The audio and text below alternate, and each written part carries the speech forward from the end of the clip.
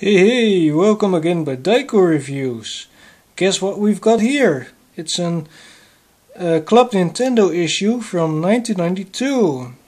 It is issue 6, and it was the last of the classic Club Nintendo series.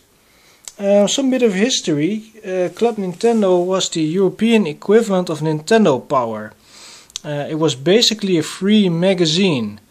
It was produced at the UK office of Nintendo, and it was localized and translated for all the different regions. If you bought a Nintendo product, you would find one of these cards along with it. As you can see, this is from the Dutch postal service that paid postage for it, and that's the address you should send it to, Club Nintendo. This is for the Dutch Club Nintendo office. If we fold it open, you'll see there's some text in French and here in Dutch. Basically it says join Club Nintendo. If you want to become a member, you can get the free club magazine with nice tricks and cheats about your favorite games, and you can profit of nice offers with Nintendo shirts and stickers for attractive prices, and you get to know all the latest news. And then here you had to fill in your name and address, etc. And you had to send in this card. Here is a German variation of the registration card. Aktion und Fund, ihr seid dabei. Hallo, ist bei euch jetzt Aktion angesagt? So this is the German one. And here's a Spanish registration card. As you can see, these European registration cards are kind of simple, but if you lived in the US, you would get something like this, something really snazzy looking, and it says, "Danger, do not open." Well, you've got those 90s kids on there. Become a power animal. As you can see, it looks a lot more attractive. In terms, it's completely full color. That was also the case with those NES manuals. The European ones were usually black and white, and the US ones were completely in color. So, what did the magazine look like? Well, I'm gonna show you in a moment. This was the last 1992 issue. I've got a one in a better condition. This was one I actually bought from a classmate back in the day. And here are some of the magazines. I've put them in plastic covers. This was one of the later issues. I believe this was from 1994 or 1995. Oops. Here's some advertising. The #1 16-bit power station. Yeah, that's another one. And they had two variations. You had the Club Nintendo News, which was free, and that, at least for members, and it was published 4 times a year. You could also buy it in the store. And they had a complete magazine, Club Nintendo Extra. This one doesn't have the cover anymore. And let's see, that looks like this. This one was actually a paid subscription, or you could buy it in the store. But the older Club Nintendo magazines were only available on subscription basis, but they were pretty much free. A few years ago, and I bought a number of these from a game store in my local area. So I found a couple of those really old ones, and this is the same as before, but now in a much nicer condition. It's got something about Legend of Zelda, Link to the Past, and a really good game, Batman Return of the Joker for the NES. and Turtles in Time is covered in this issue. If you live in other European countries like Germany or Spain or Britain or France, and you were a member of Club Nintendo, the magazine might look very familiar to you. That's because they were simply translated. They would make one version of it in Britain, I believe, and they would send contributions from the different local offices from Nintendo to that British editing thingy, and they would pretty much translate it. The translations are a bit strange though. I guess they didn't really put a lot of attention to it. Also, the editing was kind of messy. This is one of the later ones, which is actually nice, but for instance, this heading, they have duplicated it. Here's it again. It's the same text. It's just a sort of an editing mistake, actually. Well, that's now we've come into the area with the Super NES games. SimCity, hey, Turtles in Time, that's pretty good. And these are some additional pages that were local, that were basically region or country specific. This is in the Dutch issue, and at that time they had 250,000 members apparently. Some interviews with some of the game advisors of the game hotline. Oh no, that's the Super Probotector, Alien Rebels. You Yanks may actually know this game as Contra 3D Alien Wars. Here's another bit of localization, or actually something that shows you how international this magazine was, because these player profiles were from different countries. There's one from Britain, one from Holland, there's one from, let's see, I don't really know what country that is. No, it's not Italy. Oh, there's one from Switzerland, one from Germany. I believe there should be one from Spain too. But these profiles were in all the issues. If you had a really high score, you could send in your achievements. Here's some cheats. There's a section from the game advisors and a section with hints from the players. Now we come into the Game Boy territory.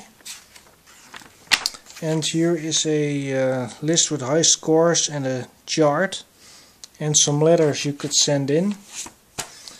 Moving on, we've got an issue which introduced the Super Nintendo. It is actually described here. I'll skip ahead a bit. Oh hey, there's Crackout. Really nice game. Was only originally released in Japan for the Famicom Disk System in 1986, and it wasn't until 1991, 1992 that it was ported to the NES as a cartridge game. Was never released in the USA. Let's see. Well, if you look at this artwork, it was well, for its time it was really nice. It was full color, because a lot of children's magazines, as far as I can remember, were often black and white or with just a little bit of color. But this was a full color magazine, and it was actually free. Hence, that's probably the reason why these games were so expensive. Well, and here's some commercial TV advertising, or sort of co-advertising. Telekids was a Dutch Saturday morning children's program, and they were all in it. There was a they always had a roadshow every year, and well, they had a deal with Nintendo. It's just a form of really clever kids marketing. And here is the introduction of the Super Nintendo. It says it has super technology, blah blah blah blah blah. Anyway, they say it has stereo sound and super images, and that everything is super basically. Well, for its time it really was. At least in comparison to other 16-bit systems, even compared to some home computers, it was really quite neat actually. There's Super Mario World. The sort of ill-fated Nintendo Super Scope is described here shortly. Well, that's pretty much the rest of the magazine. Then we move on to... oh, hey, wait. Here is actually the advertisement, and as far as I can tell, those boxes are from the US versions. Although I'm not quite sure about that. Yes, I think they are. Probably they didn't have Euro artwork ready in time. Oh hey, that's an issue with Snake's Revenge in it. They would also put very good walkthroughs in. This one has Turtles 2, the arcade game. And there's also an issue with, yes, this is one of the older issues. One with Super Mario Bros. 3. I believe this is the issue where the game is reviewed, and this was the third issue of this was the 6th issue of 1991. Super Mario Bros. 3 was released really late in Europe. The game was actually out in 1988 in Japan and in 1990 in the US, but it was released really shortly before the Super NES in Europe. So that's kind of interesting. I've always kind of felt that Super Mario Bros. 3 and Super Mario World were almost released at the same time, more or less. There was only like 6 months or so between them. Oh, here, the letter from Super Mario. Well, in every issue he would tell some... he basically had an editorial where he sort of describes what's in the issue. It's not that interesting. Oh, here's some of the people that made it, some of the editors. You see, it was made by Catalyst Publishing in England. And let's see where we can find... oh, hey, that's Roller Games, pretty cool game. Yes, Super Mario Bros. 3 is reviewed here, and this review was quite long because most of the reviews are only just 1 page. Some were 2 pages, but this actually has several. Well, I believe, hey, let's check that out. The Mushroom World, and it shows you all the different sections. Some of Mario's special techniques are mentioned here briefly. There are some map sections too. Just all to get you hyped up to buy this game, basically. I mean, this game was extremely hyped, but for good reason, because it was a good game. It still is. In fact, on the second-hand market it's pretty damn expensive, simply because it's so highly desired. Here are our player profiles again. Well, and as you can see with these older issues, the editing is a bit simpler actually, the design. It sort of progressed. The really old issues, they were really beefy and really goofy. Well, especially the way they constructed the articles and the sentences. It was kind of tacky actually. Especially how they probably used an early form of desktop publishing. Well, the design is sometimes a bit messy, to be honest. Well, this is some tips and tricks about Spider-Man on Game Boy. Oh, here, there's a really goofy turtle. There's our charts again. Oh, hey, here we've got some short reviews, and here Mission Impossible is described shortly. Oh, and a really bad game too, Dragon's Lair. Oh, that's a terrible one. Actually have that game. The graphics are nice, but it's completely unplayable. It's a game you should have... oh, hey, this is so goofy. It's Mario as Santa Claus. Oh, here, let me translate it. Hi, guys and girls. I'm helping Santa Claus a bit because he's a bit overworked. By the looks of the presents, I can see what Nintendo game you've played. Ski or Die, roller games. Oh no, WrestleMania Challenge. Oh man, that's so goofy. Now we move on to something really oh hey, this is another interesting thing. This is the back cover of an issue, and it has the first advertisement for Super Mario Bros. 3. But now we've come to the really special issue, and that's the Club Nintendo Classic magazine. Apparently this was created in 1990 for people that had joined the club later on, and they wanted to inform the players about some of the older games, and especially about the accessories and stuff. Well, and of course it was also a form of advertising basically, but it had some good map sections and some really goofy comics again. Well, that's all sort of copyright text, it's all in Dutch. But here is a comic strip. Let's see if I can translate this. Hey Mario, what are you doing? Oh Luigi, just let me be.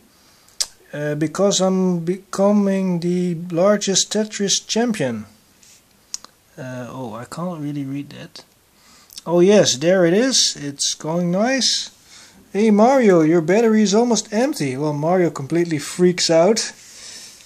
Oh, too bad. If you just had a battery charger, then you could have played with your Game Boy for 10 hours. Oh, damn, why haven't you told me earlier? But Luigi, tell me, what do you have on your middle?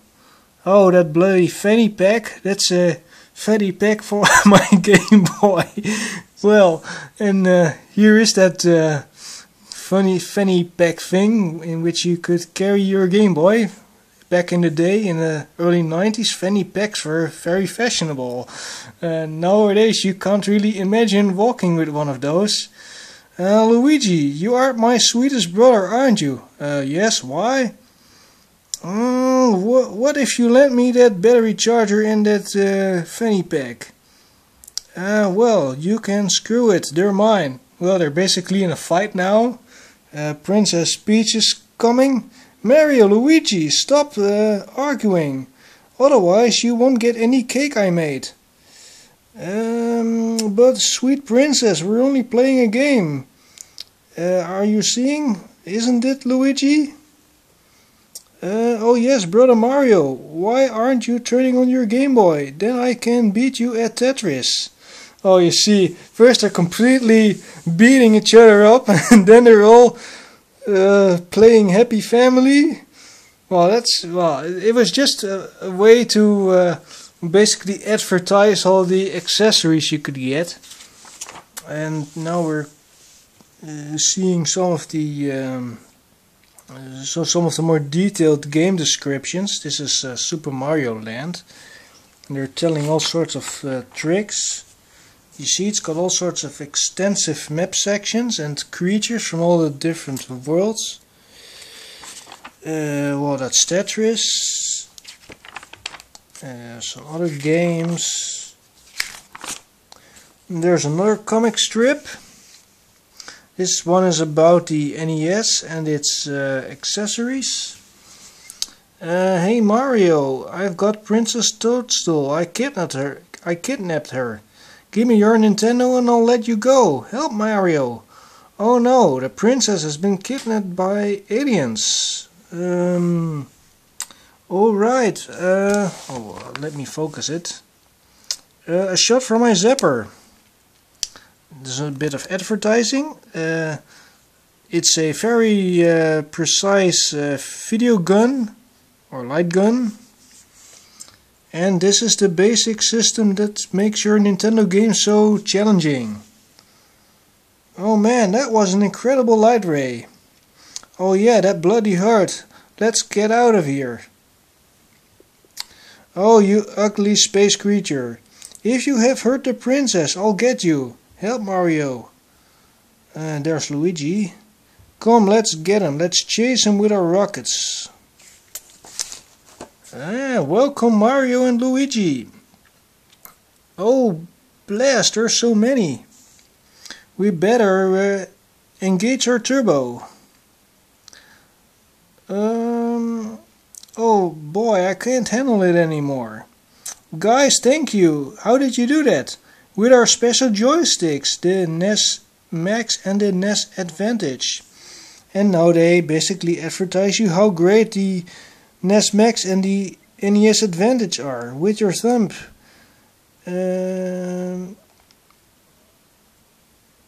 Well, I can't translate that fast enough, but they basically tell you about the NES Advantage that it's got a sturdy base and a turbo button with adjustable fire. And then the princess says, "Oh, it's so nice to see you play together." And the aliens say, "Oh, at least we've got a chance of winning." You see, this thing was completely targeted towards kids. Well, if you were a 7-year-old boy in the early 90s, then you would have sort of believed that this was sort of normal. It was like in all those cartoons, you know. It was the same kind of style. And this is something about the first Super Mario Bros. Game. Basically, it describes you all the tricks you know can all easily look up on the internet. But before the internet, you really had to rely on magazines like this. Because that was the only way of knowing how to do that. How to beat a game and get hold of information about cheats. Let me show you 4 new bonus levels. Well, they are depicted here. And a warp to World 8. There's Zelda. Oh, Super Mario Bros. 2. Hey, the magazine is sort of falling apart. I believe there's turtles in here too. Oh yes. Here, now you can see the full artwork. If you've got the boxed version, you can only see like this part, and this part is completely invisible, but now you can actually see it. Well, our turtles are introduced here. What makes them so special? It says there are 2 kinds of maps, the top view and the side view, and here are your weapons. And the maps are shown. And here are some short tips and tricks for certain games. So this issue is, I think it was really sought after. I think it's definitely a collector's item. There's Castlevania. But anyway, what I've always noticed about these earlier issues was that the editing and the translating was really messy. It just has some goofiness to it. Well, and that pretty much it. And it says, do you understand now why we've gone into the trouble of telling you everything about those Nintendo classics? Nintendo may publish a new game every month, but the older ones never bore. Make sure that you check regularly at your Nintendo store what they've got of new stuff for you. And you better be sure that Nintendo's games are getting better and better. Because Nintendo is the biggest video game company in the world. Only the best is good enough. And you can feel that. Go check at your store. Well, they're basically bragging about their own products, how great they are, obviously. And that was pretty much the case with these magazines, because they always said how super or how special something was, and how much better their version was in comparison to other platforms, and the reviews were obviously not very critical at all. They were just a form of advertising. Real game magazines were obviously journalistically more sort of critical, and of course there were things like copyrights everywhere. Let's see. Well, let's take this version for example. Everywhere there is a text. Yeah, for instance here, NES and then gameboy trademark. The things like that, like trademark, it's all over the place in these magazines, and that's kind of annoying, I think. I mean, isn't it obvious?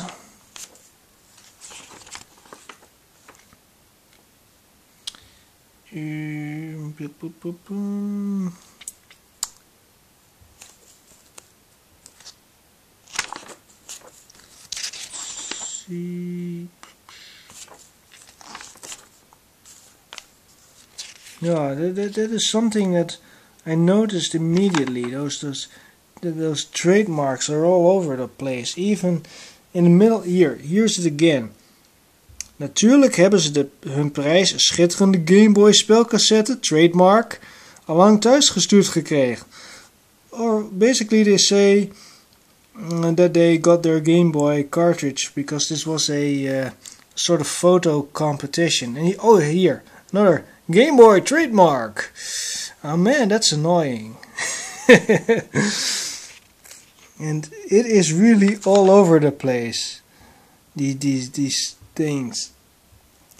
And there's some puzzles actually. They had some puzzles in these magazines. But anyway, at the time in 1992 they had like 150,000 members in 9 months. And well, I think that pretty much concludes the video. Well, I thank you for watching, and maybe I'll see you guys next time.